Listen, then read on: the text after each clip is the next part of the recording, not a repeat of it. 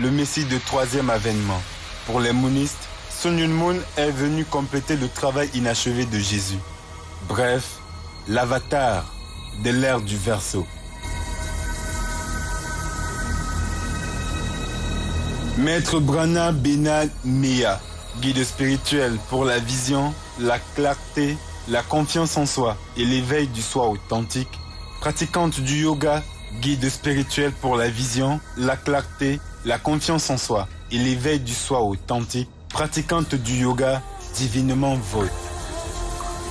Docteur Etundi, membre du Lectorium Rosicrucianum, la Rose-Croix d'Or.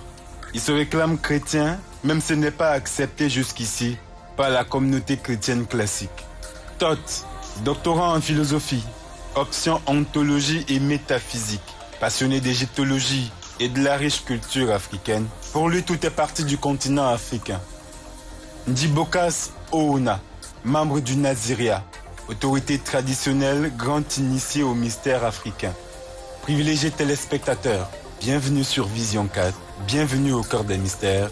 Bonne émission à tous. Merci Adalbert Messi et Jimmy Glagaf pour cette innovation qui nous permet bien sûr de gagner un temps. On va saluer nos aînés qui nous ont remerciés bien sûr lorsqu'on fait un travail et qu'on se sent apprécié par des aînés et soutenu par ces aînés, on ne peut qu'être satisfait. Je salue le général Ousseini Djibo qui est général de gendarmerie et bien entendu Vincent de Paul à Tangana, avec qui nous avons échangé longuement au téléphone, en saluant bien sûr cette émission, qui pour lui est une originalité, et Soule Onoyolo, cet aîné qui est une véritable fierté pour la presse africaine et camerounaise. Dieu, un mystère, c'est le thème de ce soir, un thème qui a été entamé la semaine dernière, et les panélistes qu'on vous a présentés vous permettront bien sûr d'entrer à nouveau dans des connaissances parfaites. Alors, Docteur Etundi, vous êtes chrétien et rosicrucien, chrétien pas du tout accepté par Père Mikala et par les pasteurs. Alors, lorsqu'on parle de Dieu, un mystère, on aimerait savoir qui est réellement ce Dieu tout-puissant, capable de créer l'univers à partir du néant, de rendre une vierge enceinte et même parfois de ressusciter les morts. Qui est ce Dieu? Ce que vous dites est, j'allais dire, la partie la plus grossière de ce que ce Dieu est capable de faire. C'est-à-dire qu'au-delà de l'univers qui n'existe pas avant Dieu, pour certains, cet univers se confond à Dieu, et pour d'autres, il existe d'autres univers. Et ça signifie quoi? Ça signifie d'autres dieux. La notion de Dieu... Vous dites que la partie la plus grossière... Oui, la partie la plus grossière, c'est celle que Dieu qui peut rendre une femme vierge enceinte, qui peut ressusciter un mort, qui peut créer à partir de rien. Et dire qu'il y a certaines personnes qui s'extasient devant ce type de prouesse, comme si c'est tout ce dont Dieu est capable. Malheureusement, dans le christianisme, puisque vous m'avez sollicité en tant que chrétien, dans le christianisme, la notion d'un autre ordre de nature existe bel et bien. À savoir que un Dieu qui n'est pas dans notre ordre de nature, auprès duquel nous aspirons à rentrer. Voilà le christianisme dans son fond. L'effort qu'un homme mortel fait pour devenir immortel.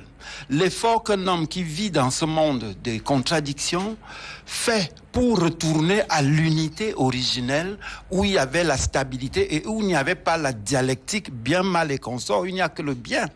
Donc l'effort du chrétien, c'est quitter ce monde pour aller dans le royaume des cieux. Et ça tranche avec beaucoup de spiritualité. Alors vous l'avez dit que le Dieu de Père Mikala, qui ressuscite les morts, qui peut rendre une femme vierge choisie, bien sûr, enceinte à sa guise, serait une hérésie?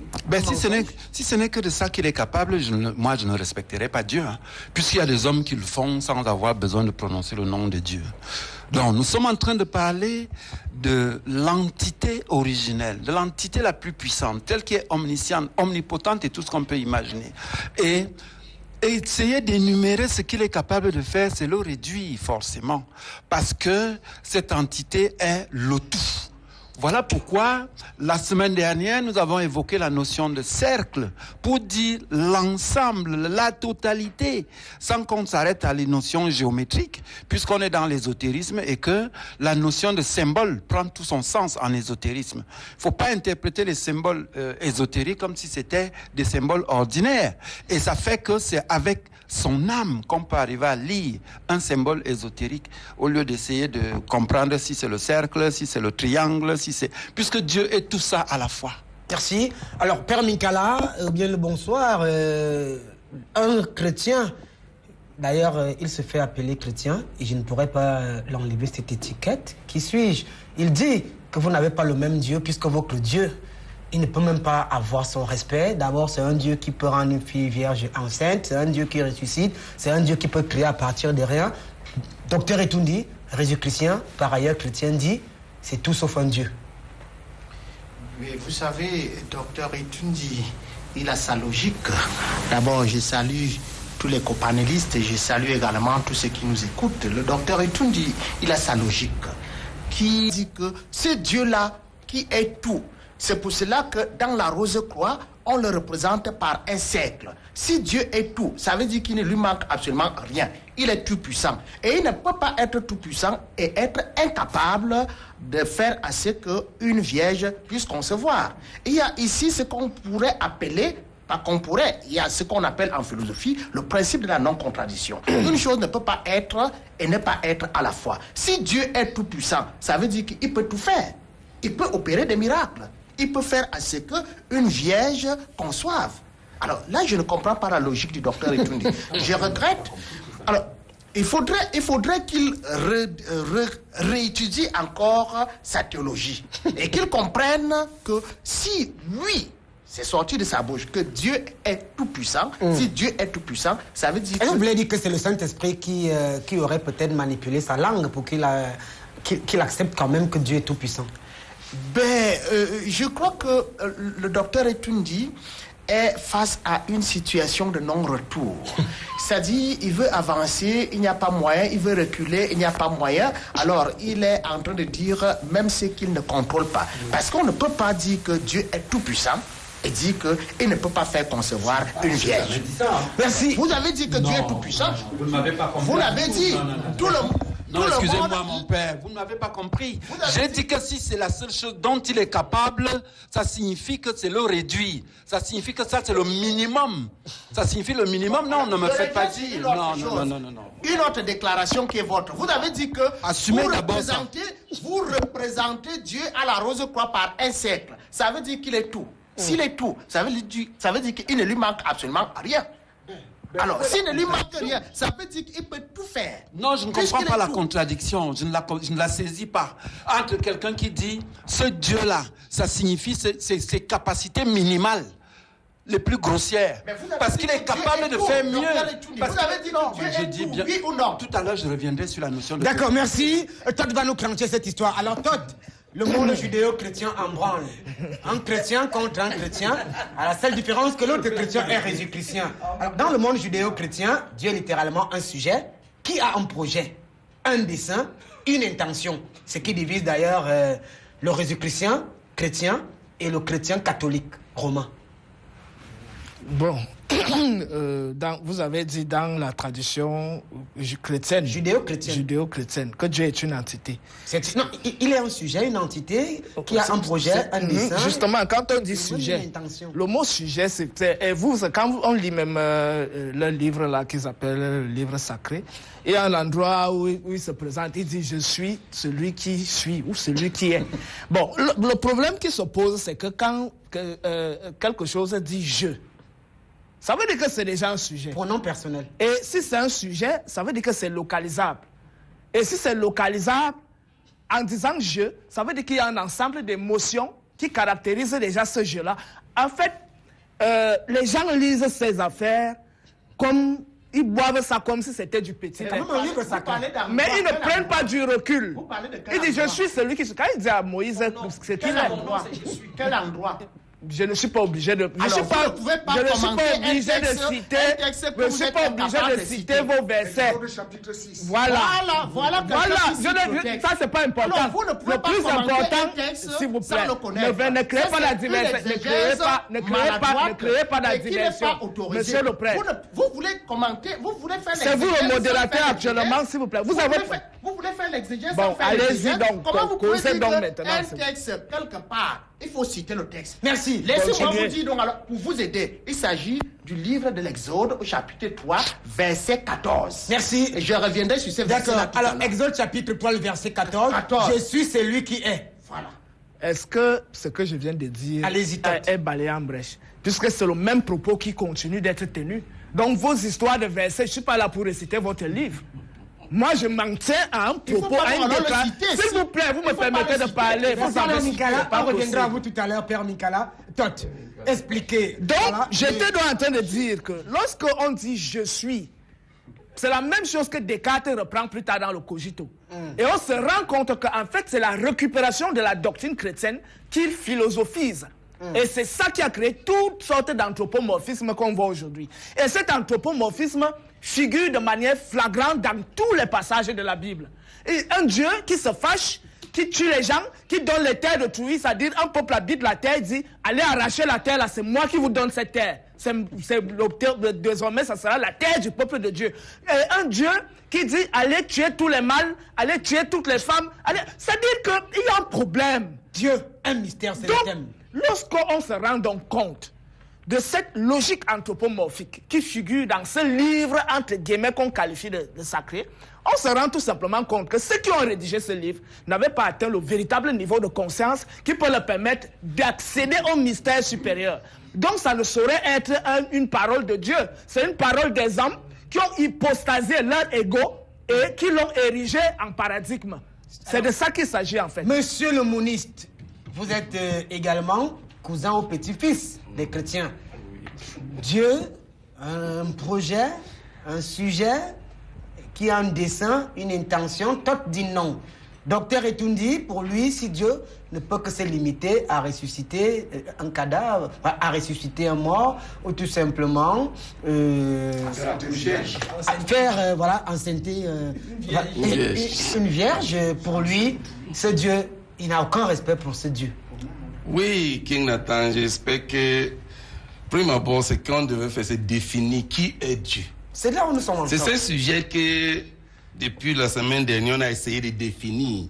Mais il faut que chaque personne prenne ce bic et un feuille et note ce que je vais dire par rapport à qui est Dieu. En tant que fils... En tant que moniste, fils de Seigneur de second avènement, le révérend docteur Son Yon Moon. Je vais dire ici que Dieu est le sujet en qui s'harmonisent les caractéristiques duelles de la nature interne originelle et de la forme externe originelle. En français facile. En d'autres termes, Dieu est l'union harmonieuse de masculinité et de féminité qui se manifestent respectivement en qualité de nature interne et de la forme externe. Par rapport à l'univers, Dieu peut être appelé le Père. Là, c'est plus scientifique et philosophique. J'en reviens. On a le fan club de Berthois qui Il faut que tout le monde comprenne, Dieu est le sujet. Ah. Il est le sujet en qui se harmonisent les caractéristiques duelles des natures internes et de la forme externe. Je veux que chaque mot que je dis a son contexte et de la forme externe originelle. C'est-à-dire qu'il n'y a pas un originel, une origine avant lui. En d'autres termes, Dieu est l'union harmonieuse. D'accord, on comprend. De masculinité et de féminité. Dieu, si j'essayais de résumer, je ne voudrais pas me prêter à cet exercice, mais j'aurais quand même la prétention. Dieu serait donc l'union des complémentarités mâle et femelle. Oui, ce n'est pas complémentarité, l'harmonieuse. Ou la fusion mâle et la fusion harmonieuse du mâle et de la femelle. Et Dieu n'est pas une énergie. Dieu n'est pas une énergie. Parce que l'énergie est le résultat de quelque chose. Sans frottement, il n'y a pas d'énergie. L'énergie est le résultat. L'énergie n'est pas la cause. Pour qu'il y ait énergie, il y a une cause qui produit l'énergie. Donc quand tu dis que Dieu est l'énergie, Dieu n'est pas énergie. Oui, Dieu est le sujet. Il est le sujet qui harmonise les caractéristiques internes originelles et de la forme externe originelle. Merci, monsieur le ministre. Alors, Ndiboka Sowona, on rappelle que sous une autre vie, vous étiez professeur de mathématiques. Et les mathématiques cheminent, bien sûr, avec un peu de physique et un peu de chimie. Je ne voudrais pas me prêter à nouveau à ce jeu, mais je suis obligé. Dieu serait donc une fusion d'un proton et d'un photon originel. Je voudrais qu'il me permette de m'exprimer. Oui. D'abord, je voudrais revenir sur le caractère émotionnel de ce Dieu. Et à ce moment-là...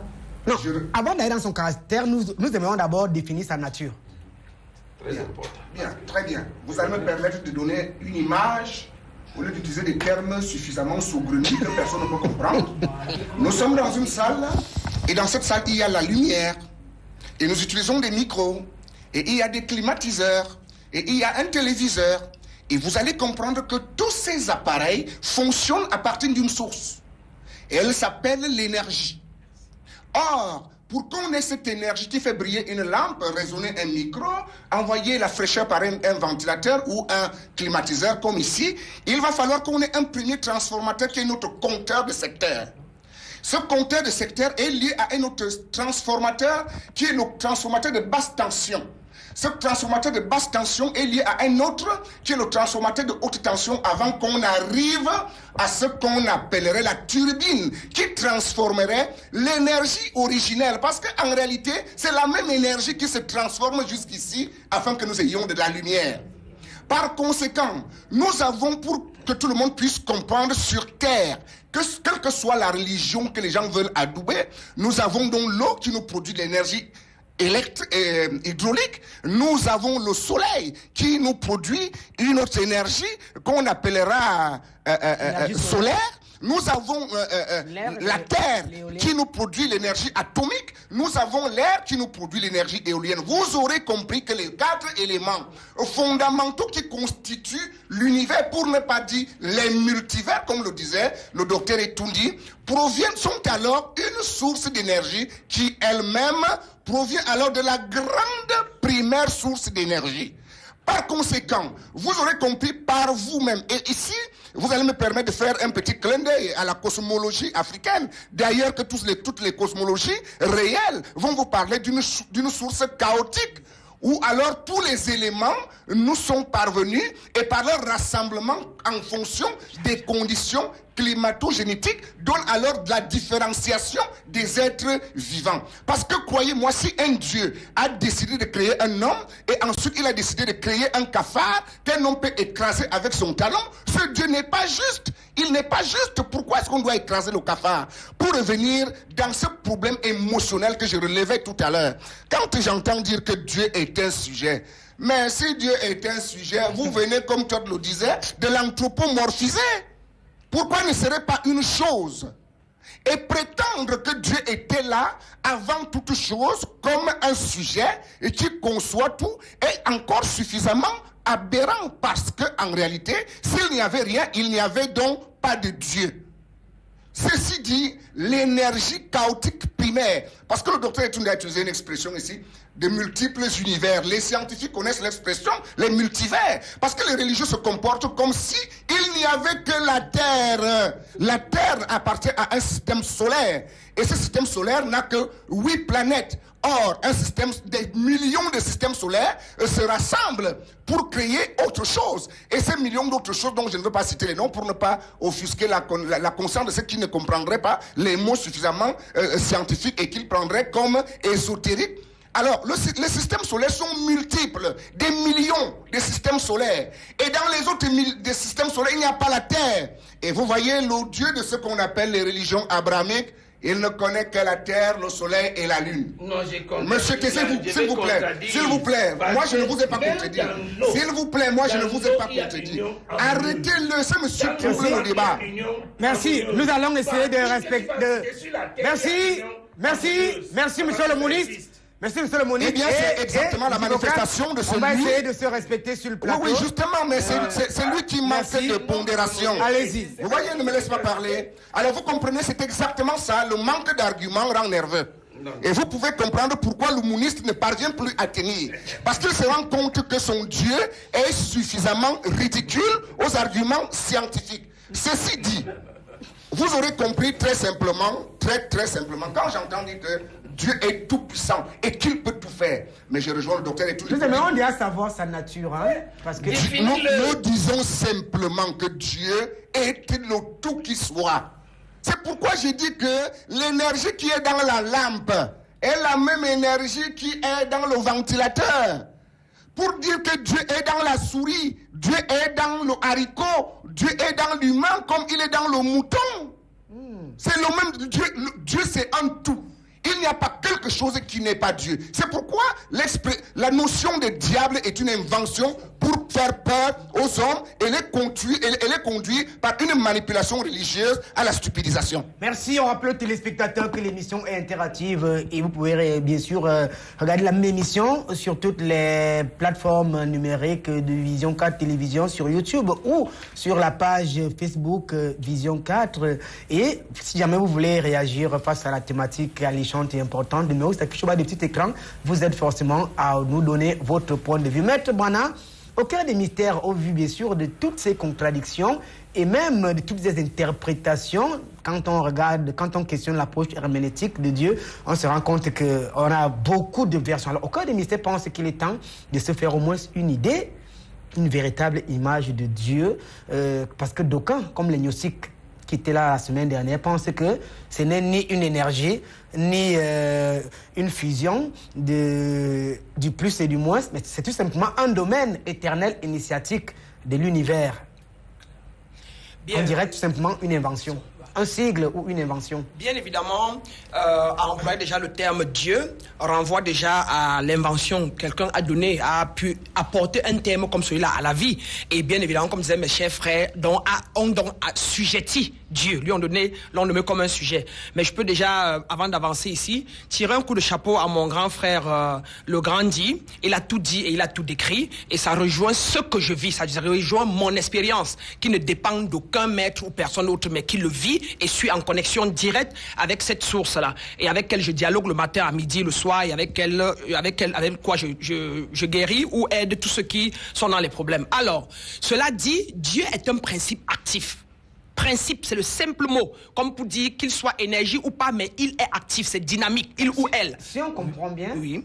Parlant de sa nature, oui. Il est tout, sauf une entité, mais un principe. Exact. Il est tout sauf une entité. Sinon vous commencez déjà à l'assujettir à un ou à un. Et c'est d'où je le décris souvent comme multidimensionnel. Et qui est encore ce que chaque chose est. Moi, je suis multidimensionnel. J'ai la dimension dense, qu'on voit là, qui est visible aux yeux du non-initié, et j'ai la dimension interne qui est invisible, qui est cette source-là, originelle-là, avant qu'elle ne prenne des formes comme décrivait le frère Dibokas ici. Donc, pour tout dire, chers frères et sœurs, Odima, reconnaissez-vous des dieux, reconnaissez le cancre là, ce qui marche sous vos pieds, Dieu, reconnaissez la chaise qui est sous vos pieds, qui est en fait la terre, car toute chose qui est palpable n'est que l'élémentaire dans le tétragramme, l'ensemble tétragramme Dieu, qui est encore l'ensemble émanant de cette source-là, qui est l'eau, le feu, l'air et la terre. C'est un ensemble tétragramme qui forme ce Dieu-là, qui émane donc de cette grande source-là, encore appelée la conscience cosmique, la conscience universelle ou le principe actif. Nous sommes chacun un Dieu. Et nous avons en nous ces forces-là, mais c'est quand nous avons des pensées limitantes qui peuvent nous avoir été occupés par l'Église, les doctrines ou les cultures, que nous nous limitons mentalement et donc ne pouvons pas faire ce que le grand frère Jésus a fait, ne pouvons pas faire ce que Thoth a fait, ou etc. Mais dès lors que nous sortons de ce paradigme-là, nous sommes en mesure de lever n'importe quelle montagne, de bouger n'importe quelle chaise, de transformer les 4 éléments de la nature en ce que nous voulons. Et c'est ça, un initié. Et être initié veut dire connaître qui on est. Et connaître qui on est veut dire être conscient de sa nature. Alors, Dieu. Maître Branagh, puisque vous avez la même nature que Dieu, oui, je voudrais tout simplement revenir sur cette nature. D'ailleurs, vous avez dit que c'est un principe actif. Alors, un principe abstrait. Alors, ici, est-ce que ce principe est une création ou ce principe a évolué? C'est un principe évolutif. Merci. Bonsoir, King Nathan. Très chers confrères, je suis Pascal Beyégué, journaliste à Réalité Plus. Ma question s'adresse à tous les intervenants. Pour eux, qui est Dieu dans leur perspective? Si aujourd'hui existe-t-il, c'est grâce... Voilà, si aujourd'hui ils existent, c'est grâce à qui? Pourquoi cette grosse ingratitude envers le Créateur? C'est un confrère de Réalité Plus. Merci pour cette contribution. Alors, Tot, on va revenir à vous. La nature même de Dieu, au vu des diverses interprétations et interventions, nous empêche de croire. Et même les meilleures preuves de son existence ne piétinent-elles pas, faute d'avoir mieux établi véritablement qui est cette entité, puisque sa nature ici reste une énigme. Oui. Même comme Maître Branagh nous a dit, c'est un principe. L'énigme repose, l'énigme qu'on retrouve dans les interprétations repose sur des mouvements philosophiques. Parce que ce sont ces mouvements philosophiques qui, dans leur acception, dans leur penchant, dans leur tendance, donnent une orientation spécifique. En fait, généralement, il y a même beaucoup d'humains dans ces mouvements philosophiques.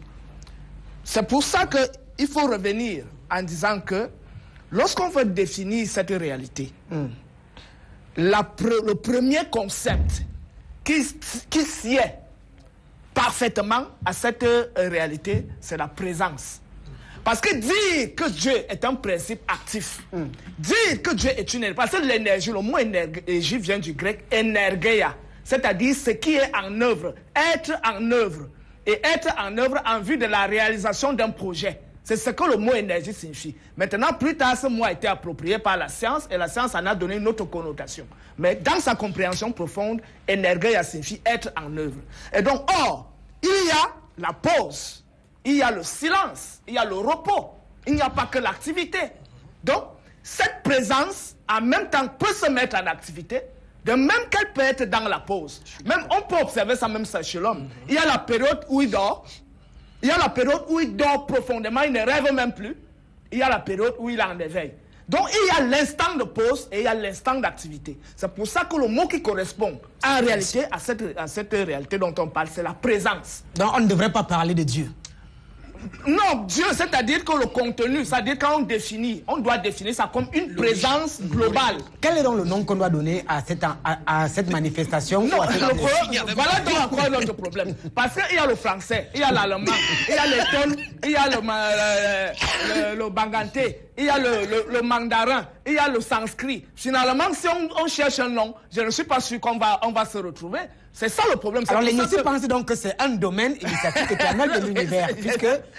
C'est pour ça que j'ai contesté cette définition, parce que prendre le mot Dieu et le transformer en sigle, c'est la même chose qu'on peut faire avec le mot table. C'est la même chose qu'on peut faire avec tous les mots. Donc il ne faut pas entrer dans cette sophistique-là. Notre problème, c'est d'expliquer la réalité telle qu'elle est. Et c'est l'explication, c'est-à-dire la dimension sémantique, qui nous amène à appréhender la réalité, mais pas le nom. Maintenant, le nom intervient en ce qui concerne les cultures. Parce qu'en fait, chaque culture a sa manière de se connecter à cette réalité-là.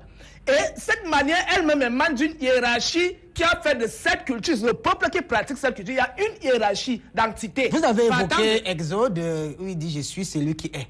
Oui. Ça traduit la présence? Ou cette présence? Le problème, c'est le jeu. C'est ça le problème, parce que le problème, c'est pour ça que je précise bien. Tout le monde, vous allez vous rendre compte qu'on peut se rejoindre au niveau de la définition de Dieu. Mais le problème, c'est que la manière dont on entretient le rapport avec ce Dieu, ça devient déjà de l'humain. Et ça devient de l'humain, ça devient des particularités. Parce qu'il y a une hiérarchie des entités qui engendre chaque peuple. C'est pour ça que chaque peuple a ses codes pour pouvoir entretenir la relation avec cette réalité. Donc, c'est pour ça que je voulais revenir en disant qu'on ne devrait jamais limiter Dieu dans le nom, jamais dans les sigles, jamais dans les symboles, mais dans la compréhension profonde qu'on a de la réalité. Et je pense que le mot qui sied, c'est la présence. Parce que c'est sur la base de la présence qu'on peut comprendre pourquoi ce qui est devenu. C'est-à-dire qu'il y a une présence perpétuelle qui est là et qu'on ne peut pas caractériser, qu'on ne peut pas limiter avec des symboles ou des noms. Voilà, voilà ma position. Merci. On rappelle aux téléspectateurs du monde entier que le numéro qui s'affiche au bas du petit écran vous aide à envoyer vos courriels. Si vous êtes hors du Cameroun, mentionnez le code indicatif du Cameroun qui est plus 237, suivi du numéro qui s'affiche au bas de l'écran et donnez votre point de vue, votre avis ou même votre suggestion. Alors, Père Minkala Abraham, ici, Tot ne passe pas par deux chemins pour dire qu'il y a eu beaucoup de sophistiques et qui ont conditionné le mental de ceux qui ont bu comme du petit lait, ce qui vient du livre sacré des chrétiens appelé la Bible. Alors ici, la nature énigmatique de Dieu empêche donc les uns et les autres à se saisir de cette entité, de ce principe actif, de ce cercle. Alors, merci de me passer la parole. Vous vous rendez compte que tout est mal à l'aise. Il ne veut pas parler de Dieu, il parle de présence. Alors, je voudrais d'abord revenir sur Saint Jean Damascène, qui disait que nous, les êtres humains, nous devions être humbles, reconnaître nos limites, notre finitude, qu'on ne peut pas parler de Dieu dans des absolus. Substantiellement, on sera limité parce que Dieu est au-dessus de notre connaissance. Il faudrait qu'on reconnaisse que nous sommes limités. On ne peut pas parler de Dieu exactement dans ce qu'il est. On ne peut pas parler de lui dans les absolus. Rien que notre langage, pour pouvoir parler de la nature de Dieu, c'est un langage limité. En ce qui concerne Dieu, vous avez le thème de l'émission qui est Dieu est mystère. Justement, Dieu c'est un mystère. Si nous revenons dans l'Ancien Testament, il y a des mots qui représentent Dieu. Malgré le fait que toutes, dans ses élucubrations, trouvent que c'est leur livre, il appelle ça leur livre, un peu de respect pour les autres. Et Njibokas, qui fait une lecture purement fondamentaliste des Saintes Écritures, ne peut pas commenter la Bible. Que ce soit d'autres, que ce soit Njibokas. Pourquoi? Parce que la Bible, c'est un livre de foi. Et je l'ai dit ici, que pour parler de Dieu, il y a un postulat de base. C'est la foi. Si on n'a pas la foi, on ne peut pas parler de Dieu. Si on s'aventure, rien qu'avec notre raison scientifique, on ne pourra pas s'en sortir. Alors, dans la Bible, maintenant, il y a un verset biblique que Tot a évoqué tout à l'heure. C'est un verset mythique et mystérieux. Et mystique. Il s'agit du livre de l'Exode au chapitre 3, verset 14. Qu'est-ce que le texte dit? Le texte dit « Ayez, Aser, ayez ». Ayez, Aser, ayez. Alors, certains traduisent en disant ceci « Je suis celui qui est ». D'autres traduisent en disant ceci « Je suis celui qui suis ». D'autres traduiraient même en disant « Je serai qui je serai ». Alors, ce texte nous permet déjà d'avoir l'explication de qui est Dieu. Et le nom qui est attribué à Dieu se retrouve au verset 15 du même chapitre 3 du livre de l'Exode, où on le présente comme étant l'Éternel, Yahvé. Alors, ce sont des mots qu'on retrouve dans l'Ancien Testament. Alors, nous avons elle pour représenter Dieu. Nous avons Elion, qui veut dire être très élevé, l'Éternel très élevé. Nous avons Elohim, qui est le pluriel de Eloah. Eloah, lorsque on parle maintenant de Elohim, qui est le pluriel de Eloah, dans la Bible, ça représente la divinité suprême. Et nous avons également Yahvé, parce que nous avons le tétragramme sacré. Le tétragramme sacré, en hébreu, il n'y a pas de voyelles, les bleus classiques. Et on ne pouvait pas prononcer le tétragramme sacré. Alors, on était obligé de dire Adonai. Adonai qui signifie mon Seigneur. On a donc alors pris les voyelles du mot Adonai pour faire une combinaison avec les consonnes du tétragramme sacré et ça a donné Yahvé. Yahvé qui est le nom le plus utilisé pour représenter qui pour représenter le Dieu Tout-Puissant, le Dieu des patriarches, le Dieu d'Abraham, le Dieu d'Isaac, le Dieu de Jacob, qui est le Dieu de Jésus-Christ dans le Nouveau Testament. Et tout qui ne connaît pas tout cela s'aventure à vouloir parler de Dieu. Alors, Théos, le mot Théos, ça vient d'autres mots. Il y a le mot Théin, le verbe Théin. Théin, ça veut dire quoi? Ça veut dire c'est lui qui est chargé d'animer. C'est pour cela. Mon père, nous sommes dans quelle langue? Je vous parle Théos, ça c'est le grec. D'accord. Théin, le verbe Théin, ça veut dire quoi? Ça veut dire que c'est lui qui est chargé d'animer. C'est pour cela qu'on s'embrouille ici, avec notre langage limité, à dire que Dieu est énergie. Si Dieu est énergie, quelle est la valeur de cette énergie-là? L'énergie est calculable. Njibokas qui a fait les mathématiques, quelle est la valeur de cette énergie? Dieu est celui qui produit plutôt. Dieu est plutôt celui qui produit de l'énergie. Il n'est pas l'énergie. Parce qu'il est celui qui produit tout. Comme le docteur Etundi l'a dit, il est tout, mais tout n'est pas Dieu. Ça, c'est le grand problème.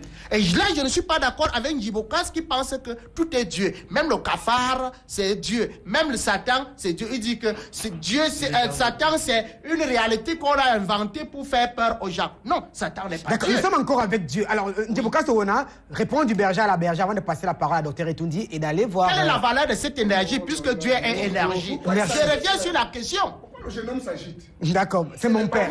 Alors, prenez le micro, Njibokas Owona, c'est mon père. C'est mon père. Il n'est pas mon père. C'est mon père. Voilà. Mon père s'embasse à Dominique, il est mort. D'accord. Quelle est l'énergie? Bien, avant de... pas poli d'engueuler quelqu'un sur le plateau, jeune homme. Non. Écoutez, monsieur, il faut revisiter votre éducation. Merci, Njibokas Owona. Vous ne pouvez pas insulter les autres sur le plateau. Nous allons partir du côté de la régie. Vous n'avez pas le droit de faire report. Pour prendre cet élément, question de calmer les ardeurs. Les États-Unis découvraient la star des programmes Meiser. En 2017, c'était à Genève en Suisse. Depuis le 2 mars, elle fait honneur à l'Afrique avec une nouvelle génération de boissons amincissantes. Découvrez le pack premium 3 étuages 4 en 1. Quadruple action. Modère votre appétit, brûle vos graisses superflues, draine vos graisses hors du corps, stabilise votre poids santé. Déjà disponible dans votre espace bio. Contact 672 15 72 77 694 15 22 04 677 76 01 19 avec le pack premium 3 étuages 4 en 1. Vos graisses ont enfin trouvé garçon. La plupart de nos problèmes de santé viennent du fait que nous nous alimentons mal. Donc pendant la thérapie holistique, il y a un accent mis sur la qualité de notre alimentation.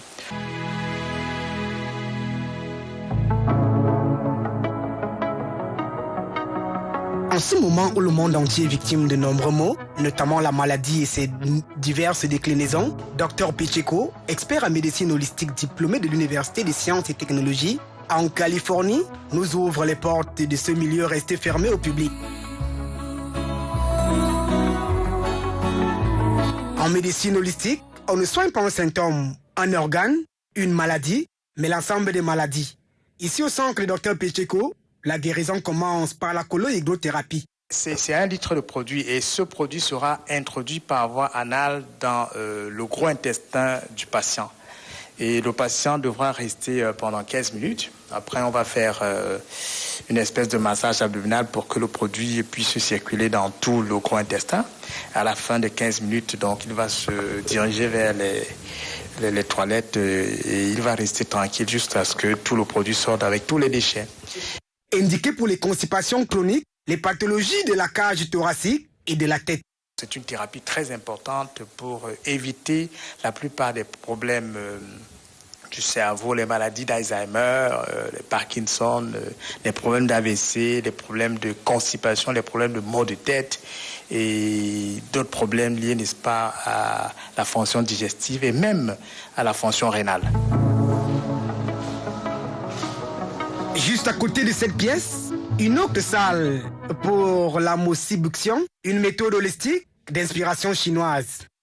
Question d'utiliser l'infrarouge pour amorcer le traitement de cette gonarthrose. Vous savez, la plupart des personnes âgées, les mamans de plus de 75 ans, ont des genoux qui sont enflés, ont des chevilles qui sont enflées. Donc, on utilise cette technique pour venir à bout, n'est-ce pas, de ces douleurs qui sont parfois atroces. C'est vrai qu'en plus de l'infrarouge, on va associer donc l'acupuncture générale et parfois l'acupuncture crânienne. L'infrarouge indispensable à la médecine holistique, dont le maître en Afrique, dans cet exercice, est le docteur Pécheko.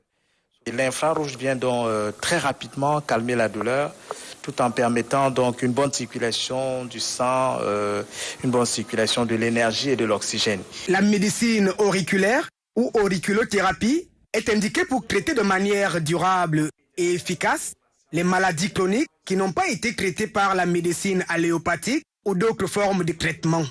On va essayer de stimuler, n'est-ce pas, de libérer et de donner de l'énergie à tous ces méridiens situés dans cette zone, n'est-ce pas, du dos, pour traiter des affections comme les torticolis, les lombalgies, l'hernie discale, les sciatiques, bref, toutes les maladies de la colonne vertébrale. Au sommet de son art, Dr Pécheko, à travers la médecine holistique, utilise la crânothérapie ou l'acupuncture crânienne indiquée dans le traitement des pathologies invalidantes et graves, dont des troubles de comportement. Le patient a une inflammation généralisée au niveau des articulations. Et on passe donc par l'auriculothérapie pour soigner très rapidement, n'est-ce pas, cet arthrite rhumatismale.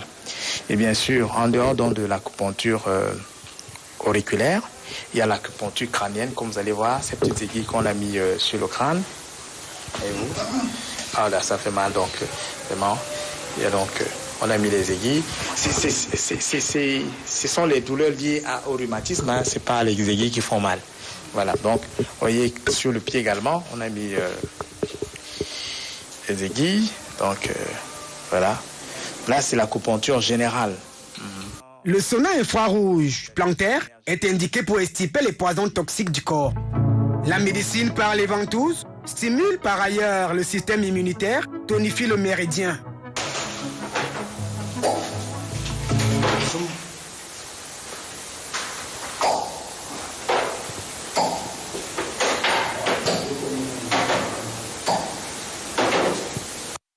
La médecine par les ventouses contribue dans le traitement des tumeurs et cancers de tous bords, les kystes aussi. Dr Pécheko, actuellement au Cameroun, expert en médecine holistique, est une aubaine pour le Cameroun et l'Afrique sur le plan sanitaire.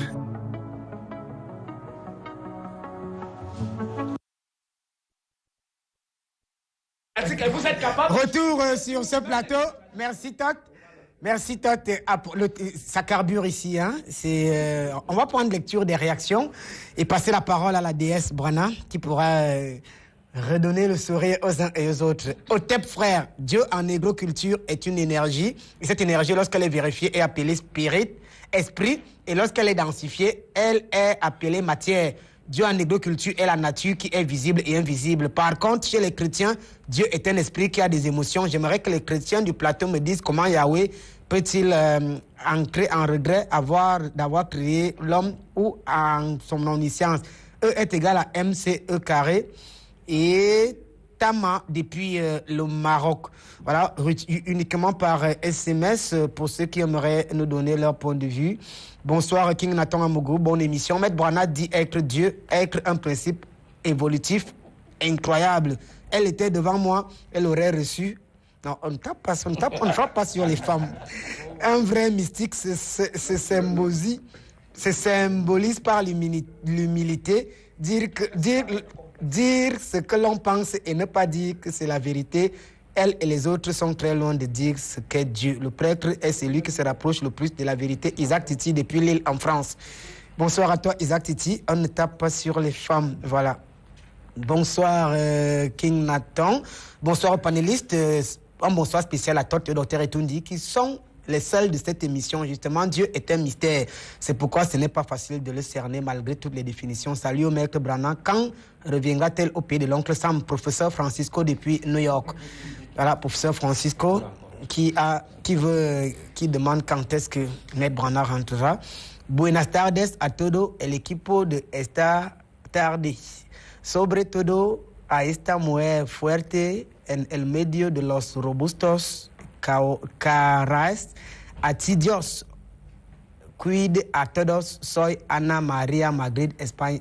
Sigo. Alors mon père, qu'est-ce qu'elle nous dit? Oui, bonsoir à tout le monde. Et elle loue le courage de Maître Brana qui est au milieu de ses coriaces, ses cracks. Voilà, pour intervenir. Merci à toi, Anna Maria, qui nous écrit depuis l'Espagne et qui s'est fidélisée. Alors, Maître Brana, on revient à vous. Ça a carburé entre les mâles. Mais on parle de Dieu. Alors ici, est-ce qu'il ne nous est pas souvent dit que Dieu s'est manifesté? Or, la révélation ne s'arrête pas à confirmer une existence. Vous qui pensez que ce Dieu serait donc ce principe, comment est-ce que ce principe se manifesterait et confirmerait une certaine existence, une existence certaine? Merci Nathan. Je vais commencer déjà par ramener un peu plus de lumière et d'amour sur notre plateau. Je voudrais rappeler à mes frères copanélistes, en tant que mère de l'humanité, en tant que femme qui vous a mis au monde, une partie de vous, votre féminin, c'est une prière. Avec la grâce que la lumière a voulu que je sois parmi vous pratiquement 1 an, et je continue de revenir parce que la lumière me demande de venir mettre d'équilibre.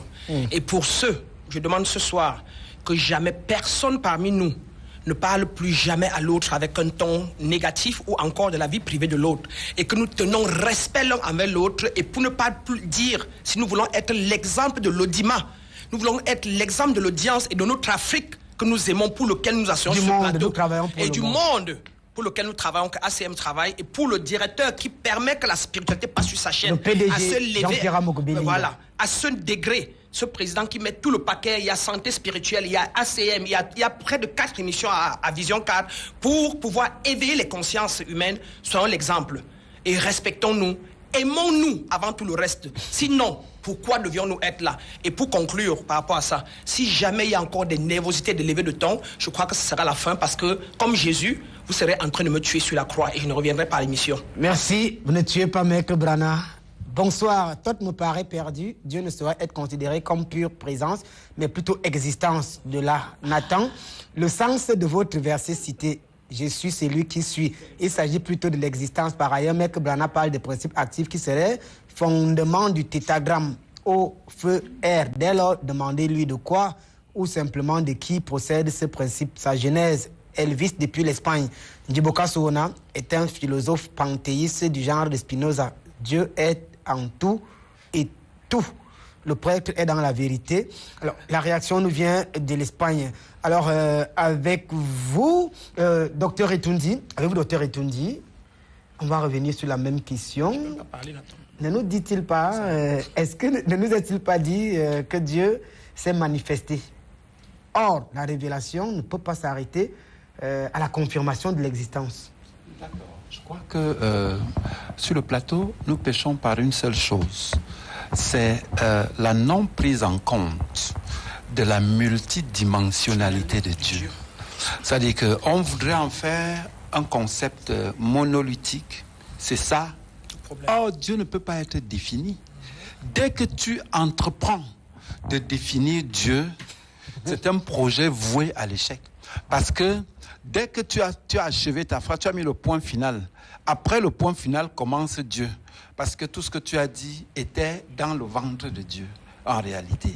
Donc, une façon de dire quoi? Une façon de dire que, quand vous regardez dans la Bible, pourquoi on ne peut pas comprendre que le mot Dieu, les différentes appellations de Dieu, représentent des entités différentes? Ben oui.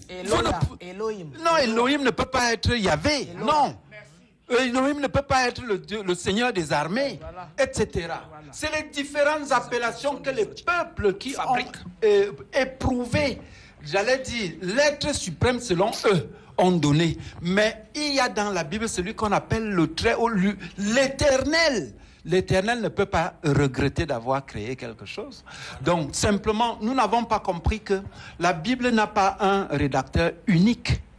La Bible est une compilation d'histoires et d'allégories. D'histoires, d'allégories écrites par différents auteurs. Vous vous relancez dans Docteur Etundi. Alors, vous pensez que Dieu serait dans cette création chimérique basée sur la foi ou simplement cette entité ou cette série d'entités ayant une nature spécifique, voire tout ce que vous nous avez dit tout à l'heure? D'accord. C'est pour ça que je disais que lorsqu'on veut vraiment s'approcher de la nature de Dieu, on doit comprendre que Dieu, contrairement à ce que j'entends, ce n'est pas seulement une énergie. Dieu, c'est la source de toutes les énergies. C'est la source. La source. Non, mais c'est ce que je dis depuis le début. À savoir que Dieu est la source de toutes les énergies. C'est-à-dire que je l'ai toujours dit, c'est la source de toutes les énergies, qui signifie que il y a une énergie principale. Njibokasa a démontré ça tout à l'heure, à savoir que au-delà de toutes les énergies que nous avons éprouvées, qui se sont manifestées, parce que vous m'avez demandé les gens qui ont vu Dieu, qui ont pu éprouver Dieu, oui, mais à leur niveau, comme le courant, il vous arrive selon votre degré d'élévation. Plus vous vous élevez spirituellement, plus vous rencontrez Dieu sous un visage que vous n'imaginiez même pas. Il a un visage? Non, je parle de... Non, quand je parle de visage, je ne veux pas utiliser le mot vibration. Parce que justement, Dieu fonctionne en termes de vibration. Et la vibration divine, vous l'éprouvez en fonction de votre évolution spirituelle. Si on prend cette réaction, bonsoir King Nathan, du calme sur le plateau. J'aime bien ce que vous faites. Mais le concept de Dieu, c'est la conscience fonctionnelle qui agit en tant qu'existence en fonction d'une entité et en parallèle à une dimension précise. Dieu, donc un espace infini qui n'a pas de finalité ni d'origine. Merci de nous aider à percer le mystère occulte. Belle émission Kino depuis New York. Ah ouais, il y a une erreur. Parce que quand on nous parle de Dieu comme existant, Dieu, c'est l'essence.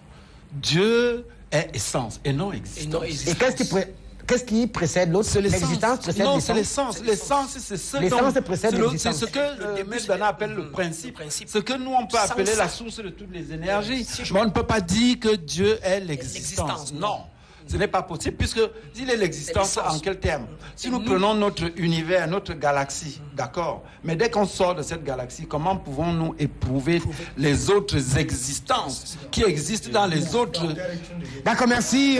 On va repasser. Je ne demande pas. Merci. Non, s'il vous plaît, j'entends le père Mikala qui dit qu'il n'est pas d'accord. Je ne m'adressais pas à vous. Vous n'êtes pas obligé d'être d'accord d'ailleurs. Non, je ne m'adressais pas à vous. Donc, ce n'est pas un dialogue. Non, ce n'est pas un dialogue. Vous n'avez pas en commun contre père Mikala ce soir? Non, au contraire, je suis proche de ce qu'il dit. Seulement quand il dit qu'il n'est pas d'accord, ça ne compte pas. Ça ne compte pas parce que chacun ici exprime ce qu'il sait. Chacun d'entre nous témoigne de sa relation avec Dieu. Et je suis en train de dire que, en fonction de votre évolution spirituelle, vous rencontrez Dieu. Et le Dieu de l'Ancien Testament, notamment, qui est le Seigneur des armées, qui fait ceci, n'a rien à voir avec le Dieu qui est exprimé dans le Nouveau Testament, par Christ, qui fait tout nouveau. Et donc, ça signifie qu'on devrait tenir compte de tout ça. Tous les noms qu'on prête à Dieu dans la Bible ne renvoient pas à la même réalité. Merci. Il faudrait déjà qu'on le sache. Merci pour la lecture. Pardon, Nathan dit bravo à Maître Brana. Nathan, pour ce message de paix envers les copanélistes, Isaac Titi, depuis l'île en France. Voilà, c'est un débat, loin d'être un combat. Alors, monsieur le moniste, Dieu, une création chimérique basée sur la foi. D'ailleurs, vous nous avez fait des révélations ce soir, que ce que les chrétiens nous ont toujours dit, Dieu le Père, Dieu le Fils, Dieu le Saint-Esprit, c'est encore une création, une invention des hommes. C'est plutôt Dieu le Père, Dieu la Mère, Dieu le Fils. C'est ça. Parce que Dieu créa Adam et Ève. Dieu le Père a créé son fils qui est Adam et sa fille qui est Ève. C'est tout à fait logique pour qu'on comprenne. Quand on dit que Dieu le Père, Dieu le Fils qui est Jésus, et maintenant au lieu de Dieu la fille, on dit Dieu le Saint-Esprit. Je voudrais que vous réfléchissiez. Mais je reviens sur le sujet d'aujourd'hui.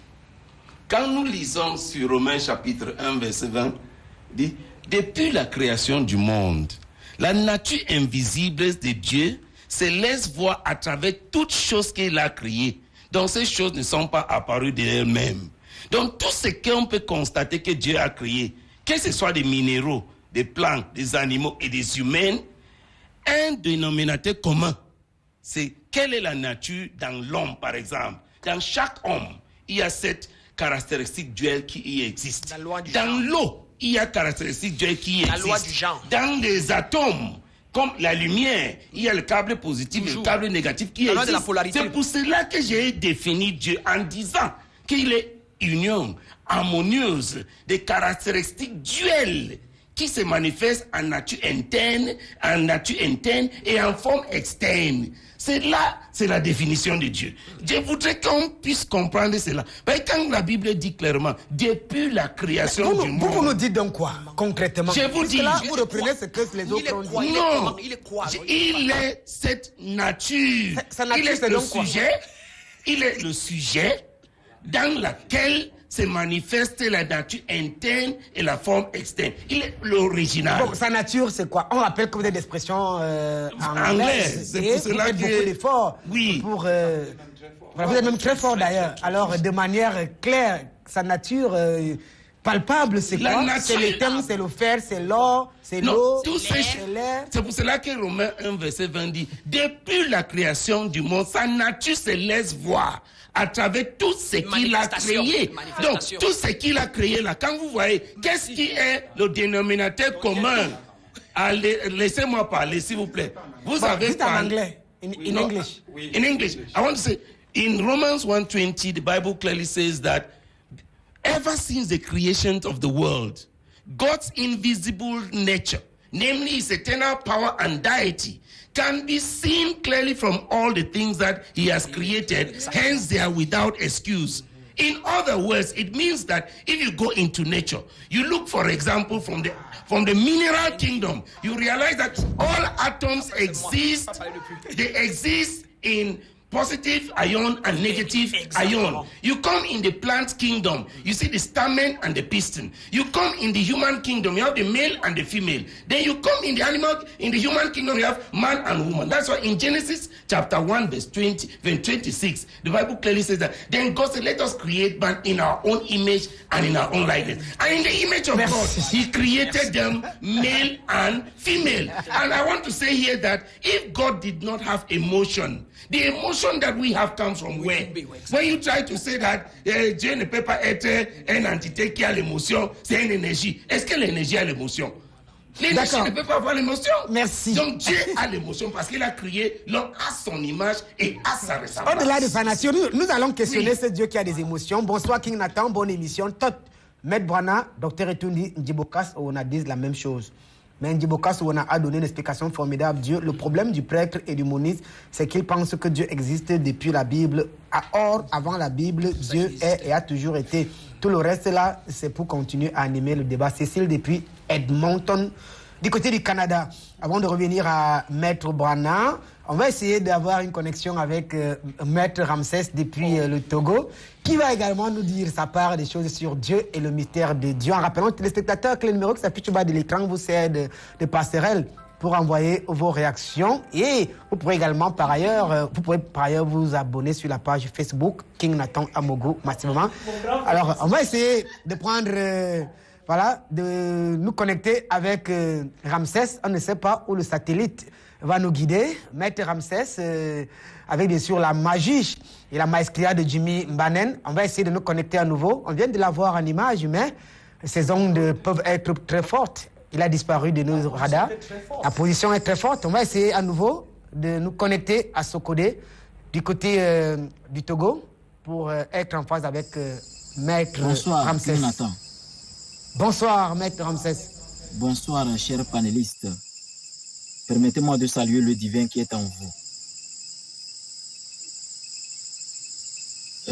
Aujourd'hui, je participe en direct depuis la grotte de Makeru. Je suis en pleine brousse dans la montagne. Et c'est un plaisir pour moi de donner mon avis encore sur Dieu et ses mystères. Et je crois que la meilleure manière de comprendre Dieu et ses mystères, c'est de retourner dans les enseignements antiques, dans l'Égypte antique ou dans les traditions anciennes, pour savoir qu'on ne disait pas Dieu, mais nous avons des termes dans nos us et coutumes pour identifier Dieu. Mais aujourd'hui, si nous utilisons le déterminatif Dieu, c'est un concept. C'est un code que nous sommes convenus. Et quand on dit Dieu, on se dit que c'est une entité sublime, quelque chose d'extraordinaire. Mais aujourd'hui, nous devrions nous rappeler que c'est depuis le bas âge que nous devrions expliquer aux enfants ce que c'est que Dieu. Et c'est un mystère parce que si on trouve Dieu à la mosquée ou à l'église, on ne peut pas exploiter nos pouvoirs. Depuis l'enfance, nous devrions exploiter nos pouvoirs en prenant conscience que Dieu se trouve en nous. Ainsi, lui, c'est mon fils. Chaque fois que je viens dans la montagne pour des méditations, il insiste pour venir avec moi. Malgré qu'aujourd'hui, je lui ai dit, c'est dans la nuit. Il dit, oui, il va venir. Alors, il m'a toujours observé. Il a toujours fait comme je fais. Dieu se trouve où? Dans le cœur. Vous voyez? Il dit dans le cœur. Imaginez un enfant qui est conscient que Dieu se trouve dans le cœur et non dans un édifice quelque part. On l'apprend à exploiter ce que c'est que Dieu dans sa respiration quotidienne. Chaque fois que je viens pour des activités occultes et qu'il vient, il m'observe et il fait comme je fais. N'est-ce pas? Il est dit que nous sommes à l'image de quelque chose de sublime. Alors nous sommes capables de faire des choses extraordinaires sur le plan occulte, à condition que on se rappelle que Dieu n'est pas quelque part, mais Dieu est en nous. C'est un concept.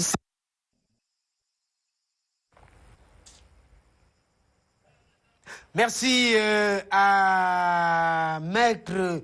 La connexion est partie. D'ailleurs, je ne sais pas ce qu'il fait dans cette route à pareille heure. Il est exactement 22h passé de 4 minutes au Cameroun, à Yaoundé, avec son fils. Peut-être un rituel d'initiation.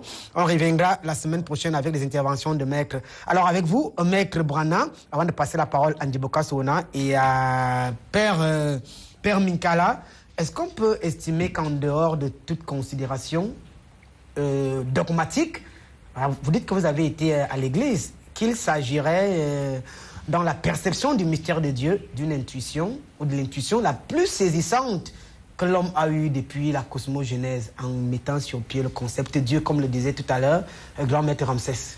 Oui, bien évidemment, Nathan. Il est clair, et je peux le dire, que je supporte la religion parce que je l'ai toujours dit que la religion, après mon ascendance, j'ai compris pourquoi elle était là. La religion est la théorie de la spiritualité. C'est-à-dire que c'est les classes avant qu'on accède à ce qui est supérieur. Et donc, c'est la partie où on est encore voilé et dont on doit comprendre. Maintenant, si nos frères, je vais le prouver ici, Mounis ici et mon père ici, Père Abraham ici, croient donc à sa Bible et ne croient pas que l'homme est illimité, c'est que c'est parce qu'il n'a pas compris donc son maître qui est Jésus qui disait, si vous croyez en moi, alors vous ferez comme moi et plus que moi. Et si seulement partant de là, c'est une preuve que ce qu'on appelle Dieu, le principe actif, est en moi et est en chacun de nous comme leur Dieu ou leur maître, qui conclut donc, et il n'y a plus de débat, que nous sommes tous des dieux, et Jésus encore l'a dit, c'est d'ailleurs pour ça qu'il vient, pour ça qu'on le tue, qu'il ait existé ou pas. Je le considère une conscience, simplement, car la Bible est un ensemble d'allégories et d'histoires, écrits en métaphores et en paraboles, par des êtres initiés, mis en place pour que l'homme puisse venir à l'intérieur, retrouver les consciences avec lesquelles relativiser. Ça veut dire que la Bible met en état, en exergue, tout genre d'état de conscience. Ce que vous allez appeler le sorcier, ce que vous allez appeler le polygame, ce que vous allez appeler le... etc. Donc tout, la Bible est un tout. C'est le monde, c'est l'univers. Alors, cette conscience est-elle omniprésente ou elle se balade quelque part? Bien évidemment, elle ne se balade pas. Elle est là, c'est moi, je suis assise là. C'est lui, le Père Minkala. Nous sommes des dieux. Nous sommes, et c'est écrit dans la Bible. Et dans Jean 10, 34, Jésus se tourne et dit, on dit, tu as blasphémé, que tu es le Fils de Dieu et on va te mettre à mort. Maître Bernard, pourquoi vous prenez ce qui est posé dans la Bible et vous dites c'est écrit dans la Bible, donc nous sommes des dieux, comme la Bible a dit. Non, mais lorsque la Bible parle d'autre chose... Non, moi je n'ai jamais démontré quelque chose de mauvais avec la Bible. Et en rien. Vous respectez la Bible? Oui, et en tout. Et je viens de le dire par rapport à mes frères, qui après limitent encore, nous limitent, se limitent. Ils disent que nous, les êtres humains, sommes limités. Je leur démontrais donc qu'ils devraient nous rejoindre, nous tous, parce que leur Bible et le Dieu de la Bible leur a dit qu'il est illimité et que nous sommes illimités. Et dans Jean 10, 34, dont je disais tantôt, Jésus se retourne et dit à la foule, n'est-il pas écrit que vous êtes des dieux? Dans Somme 82.6, il se retourne encore et dit, vous êtes des dieux. Et dans Jean 1.1, au commencement était la parole était avec Dieu, Dieu était avec la parole était la lumière. La parole, voici ça qui sort de moi. Quelle maîtrise de la Bible. Voilà, j'ai fait 4 ans de mysticisme chrétien. Donc pour conclure, Nathan, si quelqu'un parle en termes de suiveur d'un maître comme le Mounis par exemple, et lui comme Jésus, mais qui ne fait pas comme Jésus, c'est un problème. Donc il n'expérimente pas les lois et les principes divins que ces maîtres-là ont mis en exergue. Merci. Et c'est là où il y a problème. Or, moi, je les expérimente et peut-être Djibocas ou chacun de nous ici vivent par rapport à ces principes divins qui est donc Dieu, qui est cette nature, ce principe-là. Et chacun de nous l'a en lui. Merci. Voilà. On va prendre encore la lecture de quelques réactions. Merci à vous, King Nathan Amogo, pour ce thème. Pour apporter ma pierre à l'édifice de ce thème, je dirais que normer l'énergie primordiale incréée qui a tout créé, elle a réduit. Car l'on ne peut normer que ce qu'on peut voir ou sentir dans la tradition africaine. Si je prends par exemple nos ancêtres noirs en Égypte antique, l'énergie primordiale incréée, pas d'appel s'il vous plaît, un peu de respect pour les téléspectateurs. L'énergie primordiale incréée qui a tout créé et qui est tout et en qui tout est, cette énergie est désignée par Amon ou Imana, ce qui signifie le caché ou l'inconnaissable. Je peux aussi citer par exemple les peuples d'Adja, Tado, dans la cosmogonie vaudoune au Bénin, pour désigner cette même énergie, on dit Mao, Sekbo, Lissa, androgyne. Mao est masculin et Lissa féminin. Et Sekbo pour désigner sa grandeur et son définitif est Mao, qui veut dire celui que personne ne surpasse ou personne ne peut tuer.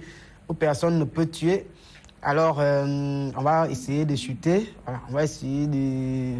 Ce que personne ne peut tuer. Amon ou Mao ne sont que des noms, mais des adjectifs, ne sont pas des noms, mais des adjectifs qualificatifs. Merci de m'avoir lu. Djéoti Assanti depuis Dallas, Texas, aux États-Unis. Alors, avec vous, mon père, on peut donc estimer en dehors de toute considération dogmatique, d'après Maître Branagh, qu'il s'agit ici d'un mystère saisissant, d'une intuition, autant pour moi, saisissante de l'homme qui a mis sur pied cette créature.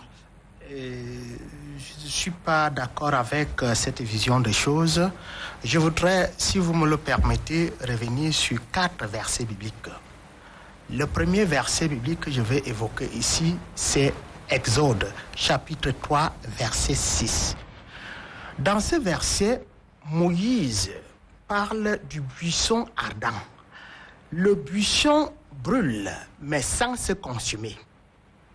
Ça, c'est Dieu. Imagination débordante ou fait réel? Non. Alors, oui, je reviens même sur la Bible. Je l'ai toujours dit, Nathan. La Bible, ce n'est pas un livre d'histoire. La Bible, c'est un livre de théologie. Il faut une réflexion théologique pour comprendre ce qui est dit dans la Bible. Par exemple, l'épisode du buisson ardent, le buisson qui brûle sans se consumer, ça a une très grande signification pour comprendre qui est Dieu.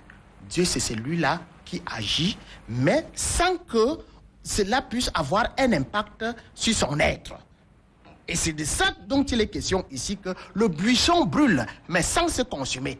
Donc Dieu agit, il crée, Dieu agit, il crée, il transforme, mais lui-même, il ne se consomme pas, il ne change pas. Ça, c'est le premier. C'est une allégorie. Ça, c'est le premier verset. Alors, je dis que la Bible, c'est un livre de théologie. D'accord. Alors, ici, c'est une réflexion on comprend théologique. que c'est une allégorie, puisque nos amis qui boivent ça comme du petit lait, comme le disait Todd, pensent que c'était un buisson. C'est justement ça le grand problème de Djibocas et de Todd, qui interprètent la Bible comme si c'était un livre d'histoire.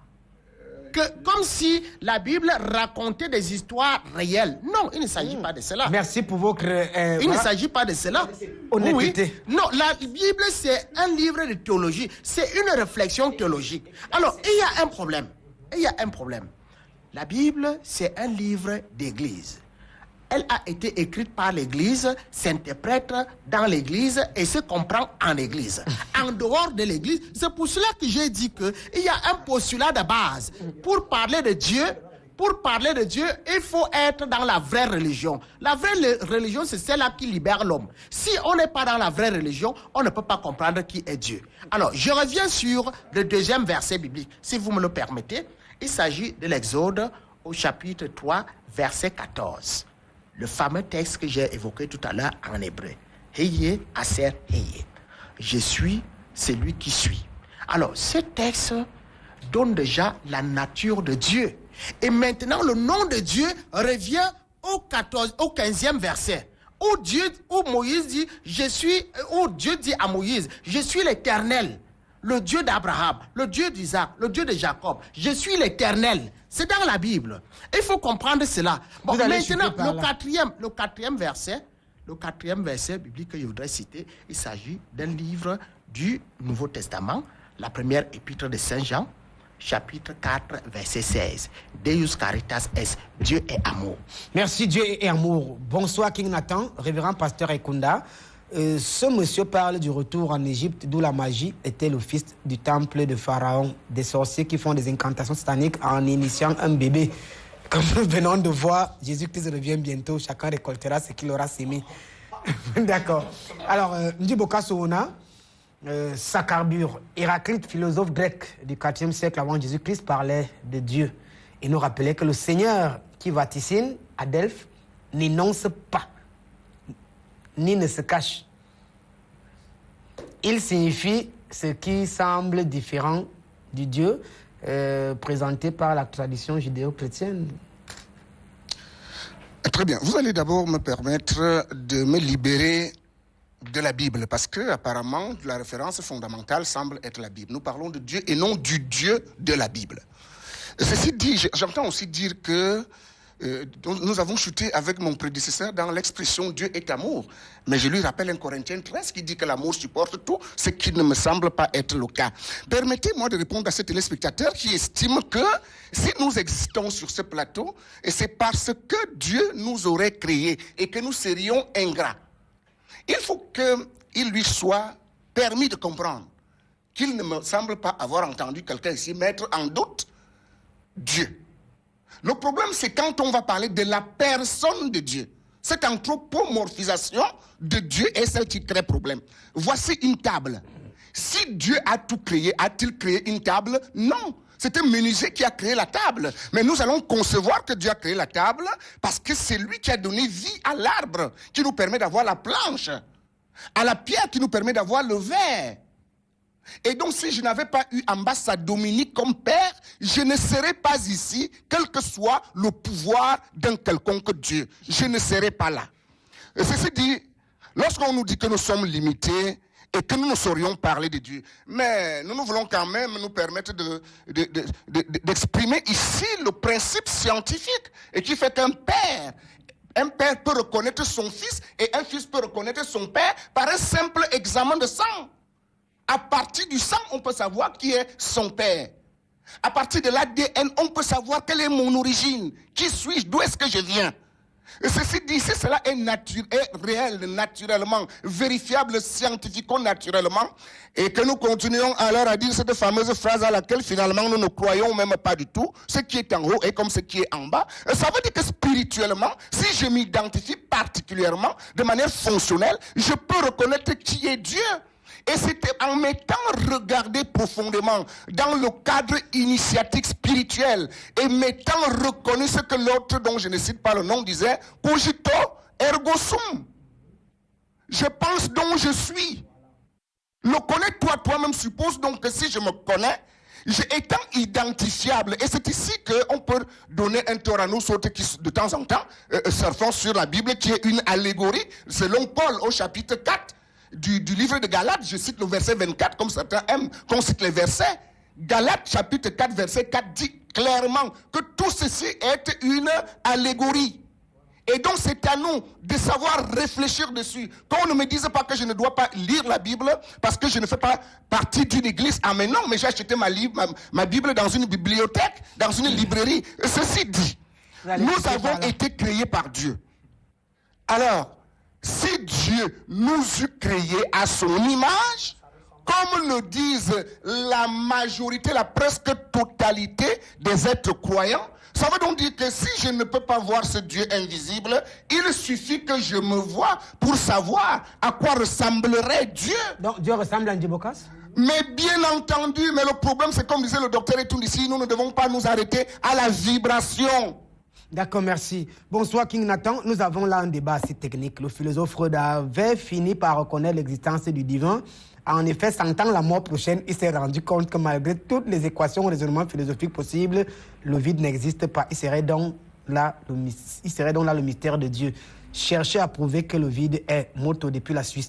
Alors, avec vous, monsieur le moniste, on va essayer d'aller avec vous. On a des informations qui nous viennent de Paris.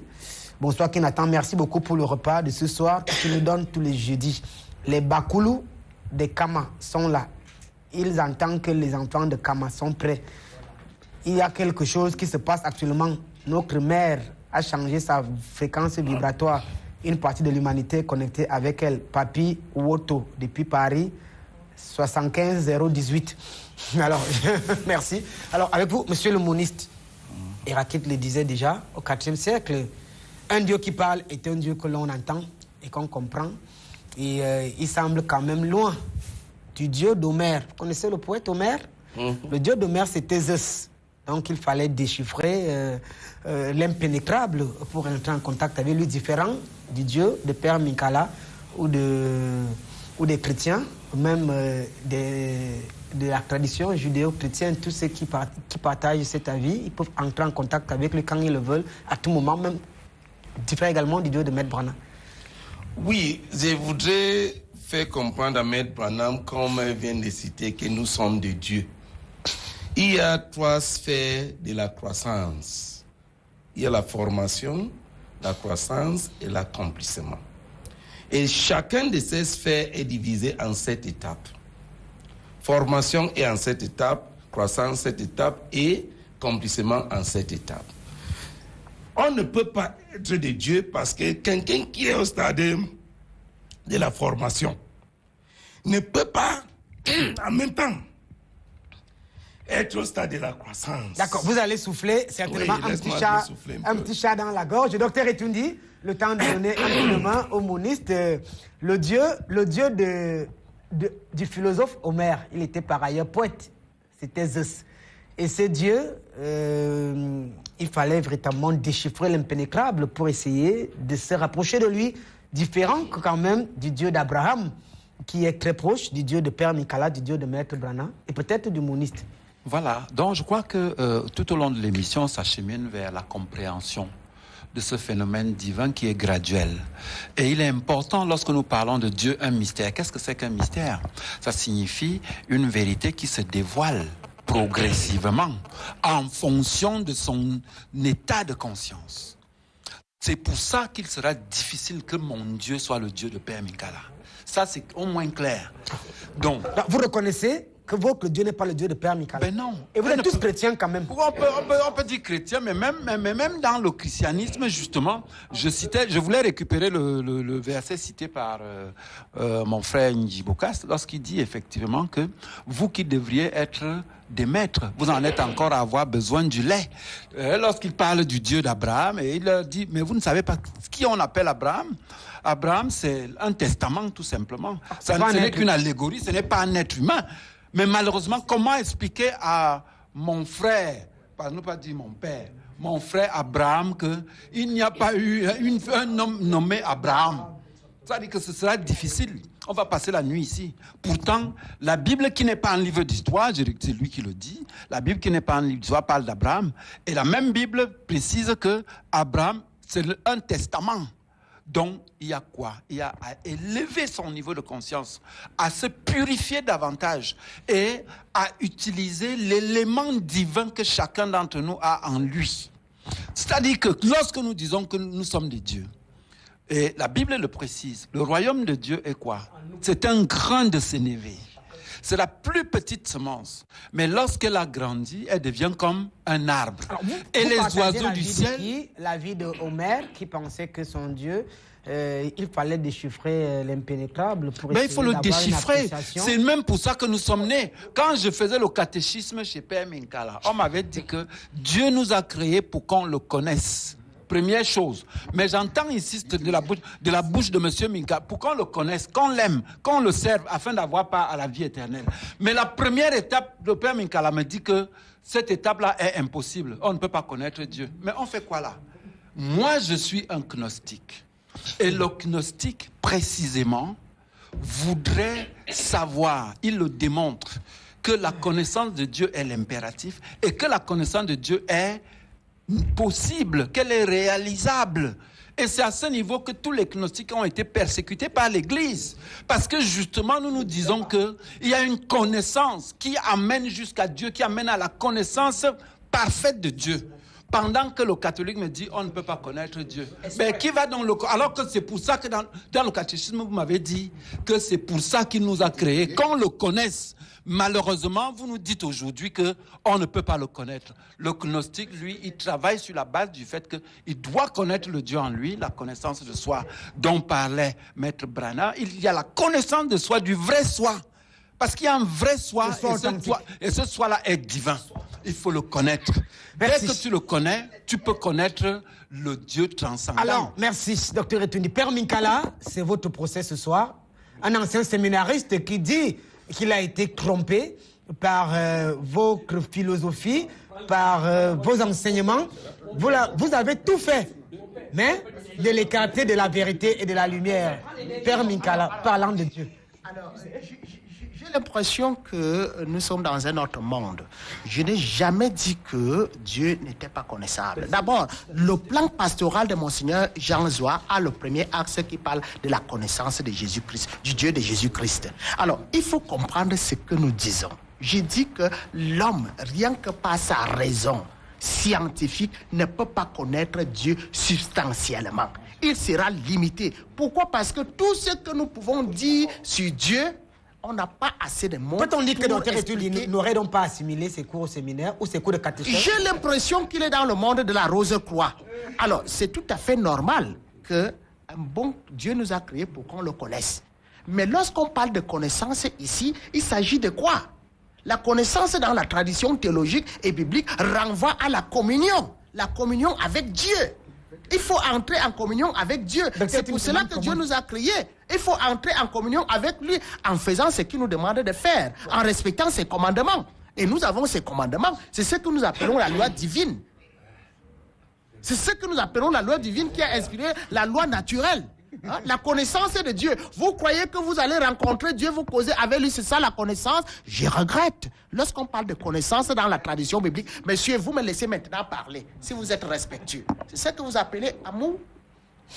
Vous continuez avec votre impolitesse? Merci, Dr Etundi. Oui, je voulais réagir. Voilà, réponds du berger à la bergère. S'il vous plaît, Dr Etundi, en tant qu'ancien séminariste, vous dites... Je voudrais donner une leçon de christianisme au prêtre. Une leçon? Parce que, non, excusez-moi, c'est peut-être prétentieux. Allez-y. Mais me dire que pour connaître Dieu et pour le servir, pour communier avec lui, il faut respecter les commandements, c'est contredit la Bible. Parce que la Bible parle des commandements dans l'Ancien Testament et le Nouveau Testament précise que cette loi-là n'a rien amené à la perfection. Voilà pourquoi il fallait l'abandonner pour adopter. C'est faux, monsieur. Vous n'avez rien compris du Nouveau Testament. Le Christ a rassemblé en une sorte de synthèse tous les 10 commandements en une seule loi, qui est aimer Dieu de tout son cœur et aimer le prochain. Vous n'avez rien compris, docteur. Mais laissez-moi finir au moins de dire mes incongruités. Mais laissez-moi finir. C'est malheureux. J'ai supporté que vous disiez tout ce que vous avez dit. Et c'est seulement après que je prends la parole pour dire que on respecte les commandements de Dieu ne signifie rien. Parce que si vous pensez que c'est ce qui est écrit dans la Bible, ça ne suffit pas. Pourquoi? Parce que selon les gnostiques, selon ceux qui font la vraie spiritualité savent que les lois de Dieu, elles sont dictées minute by minute. Merci, docteur Etundi. Dieu parle à l'homme minute by minute. Au Père Minkala. Et c'est pour ça qu'il est important que l'homme apprenne à décoder, à écouter la voix de Dieu en lui. Merci, docteur Etundi. Merci, docteur Etundi. Qui ont été triturés. On va continuer la semaine prochaine avec le même thème, rassurez-vous. Avant de nous séparer, Djiboka Soona est venu ici avec des invitations pour l'événement combien important de ses funérailles prévues du 20 au 22 octobre. Révérend Bou, voilà votre invitation. Maître Brana, votre invitation. Docteur Etundi, votre invitation. Père Abraham Mikara, votre invitation. Tot, votre invitation. À Sa Majesté, nous allons transmettre son invitation et l'invitation de Nathan Amougou. Alors, Tot, avec vous, une conclusion partielle. Ça a carburé ce soir. Ça démontre l'intérêt que les téléspectateurs et même les panélistes ont de parler de l'inconnu, de l'insaisissable, de l'incréé Dieu. J'ai suivi plusieurs personnes dire là. Il y a le prêtre qui a dit que j'étais perdu. Et quelqu'un d'autre a aussi envoyé le message pour dire que j'étais perdu. Et je constate tout simplement que ceux qui nous écoutent peut-être ne parviennent pas à cerner ce qu'on veut dire. En fait, Dieu existe et Dieu n'existe pas. C'est-à-dire Dieu existe et est. Il y a une différence entre être et exister. Être, c'est ce que je nomme présence, qui n'est pas forcément présentification. Parce qu'il faut faire la différence entre la présence, qui peut ne pas être perçue, et la présentification, c'est-à-dire la manifestation. Donc si Dieu existe, ça veut dire que Dieu c'est l'arbre, Dieu c'est Nathan Amougou, Dieu c'est le cafard, Dieu c'est la terre, Dieu c'est l'eau. Si Dieu est, c'est la présence qui n'est donc pas parcellarisée, multipliée dans tout ce qu'on voit. C'est ce que je peux donner comme conclusion. Merci d'être passé, monsieur le moniste. La semaine prochaine, on va accueillir Imam Abdallah, qui nous vient bien sûr du complexe islamiste de Tchinga pour le compte des musulmans. Alors, avec vous, monsieur le moniste. Je voudrais dire ici que la Bible nous enseigne 3 temps forts. Un temps qui était pour les sacrifices, que Dieu n'était adoré qu'avec les sacrifices. Un temps de commandement, un temps de l'évangile. Donc, celui qui a connu Dieu au temps des sacrifices ne peut pas avoir le même Dieu qu'au temps de l'évangile. Donc, Dieu a évolué. Non, c'est ça. Elle est progressive. Donc, nous sommes tous des dieux. Quelqu'un qui aujourd'hui s'est mis avec les sacrifices ne peut pas avoir le Dieu que j'ai au temps de l'évangile. Donc, il y a une différence. C'est cela que je voulais dire à Maître Branham qu'il y a cette différentes étapes de la croissance dans la conscience de Dieu. Maître Branham, votre mot de fin en quelques secondes, puisque la semaine prochaine on reviendra. À l'audience et pour nous autres sur le plateau, simplement dire que c'est merveilleux de connaître cette présence que nous sommes. Et il s'agit simplement ici de pouvoir se défaire du paradigme limitant qui nous exige de croire à un Dieu extérieur et de croire en soi car Dieu est en nous. Voilà. Merci Njiboka Soona. On reviendra la semaine prochaine puisque le temps est 22h passé de 30 minutes. Le temps est allé tellement vite. On rappelle que l'émission passe tous les jeudis lorsqu'il est 21h heure du Cameroun. Connectez-vous sur Vision 4 Télévision, sur Canal Sat, Canal 304 ou tout simplement sur toutes les plateformes digitales. Allez par ailleurs vous abonner massivement sur la page Facebook King Nathan Amougou. Vous allez revivre les temps forts de cette grosse production, tous ces mouvements d'humeur, mais rassurez-vous, loin d'être un combat, ça reste un débat agréable sur des programmes sur Vision 4, la chaîne africaine.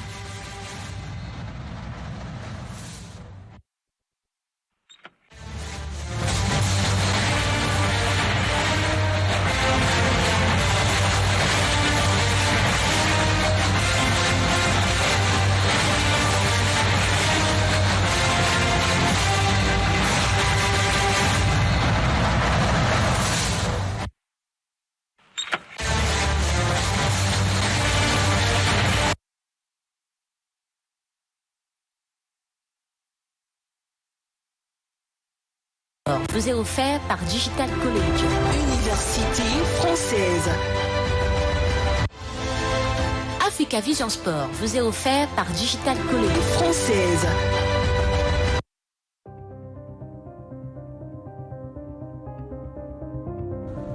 À l'aube de ma vie, j'ai toujours été passionné. Tout a commencé avec des jeux complexes, avec la résolution des problèmes mathématiques. Ensuite, j'ai découvert tout un autre langage, celui de la machine. Je ne l'ai jamais quitté, ce qui m'a poussé à vouloir faire les deux, l'informatique et l'intelligence artificielle. Du coup, je suis tombé sur qu'est-ce informatique.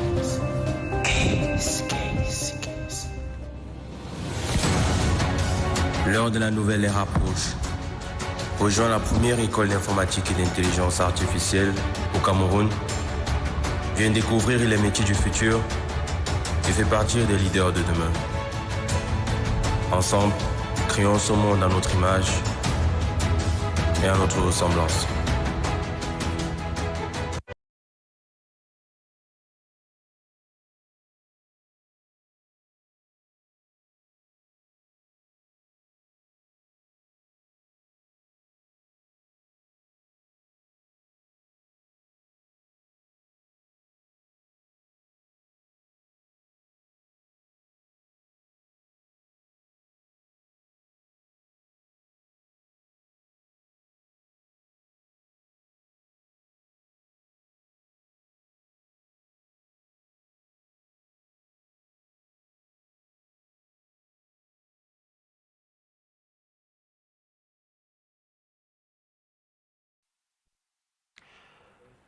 Bonjour à tous, bienvenue. Vous êtes bien sur la télévision africaine, c'est AVS, Africa Vision Sport, sur votre chaîne de télé préférée. Vous allez voir dans cette émission comment le Grand Prix Chantal Biya, la 21e édition, a échappé, a filé entre les doigts des Africains pour une autre victoire européenne pour la 21e édition. Et les Camerounais qui viennent à la 3e position avec de première équipe, nous allons voir ça dans cette édition avec notre envoyé spécial sur le Grand Prix, Etienne Bala. Nous parlerons des éliminatoires de la Coupe du Monde. Deux faits majeurs. D'abord, la RCA qui a surpris le Nigeria en 3e journée de ses qualifications de la Coupe du Monde. Même si le Nigeria a remis à sa place les fauves du Bazou-Bangui, on reviendra pour voir que le Cameroun a occupé pendant quelques heures seulement la première place de son groupe, le groupe D. Après sa victoire sur le Mozambique, un but à 0 cet après-midi, et la Côte d'Ivoire qui a remis les choses, les pendules à l'heure. Après sa victoire, elle aussi, sur le Malawi, 2-1. Et on ira dans la grande surface et bien voir qu'au Cameroun, le budget de la Coupe d'Afrique des Nations est déjà disponible, 13 milliards de francs CFA. Petit problème, ce budget ne sera plus géré comme cela a été le cas pour le championnat d'Afrique des Nations ou toutes les autres compétitions pour le seul ministère, pas le seul ministère des Sports et de l'Éducation physique. Eh bien, ce sera un budget contrôlé par au moins 5 ministères